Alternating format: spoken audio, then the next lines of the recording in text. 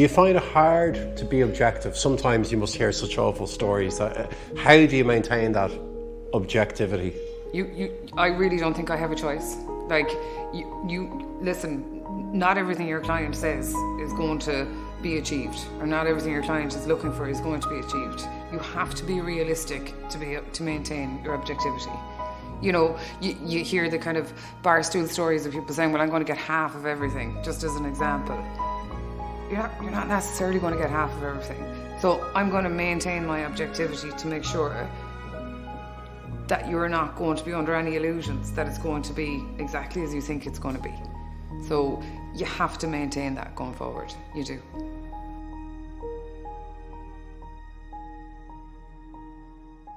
How do you get a divorce in Ireland?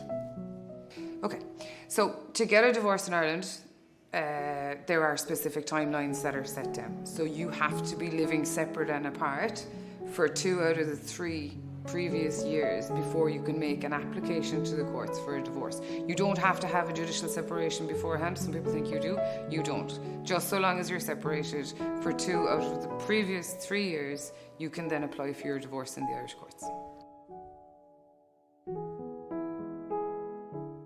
What about, per se, somebody who mightn't be able to afford to live in a different house?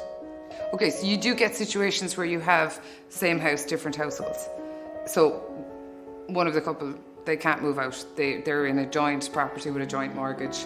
There's no wiggle room in that respect. So the real world is coming into the emotional fallout of the family law situation as well. The bank is the big issue. They can't move. So what you have is, you have 2 people, marriage is gone, they can still apply. It's 1 house, 2 separate households. So they can still apply for the divorce. It can be worked out in that way. Are most cases that you deal with hostile?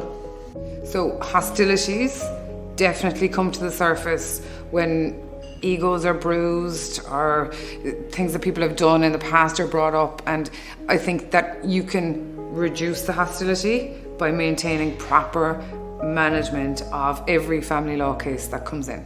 There's an emotional undercurrent to every family law case, but I think it's up to you as a family law solicitor to ensure that the hostility levels don't get to such a level that the client then is missing out on what they actually really wanted from the off.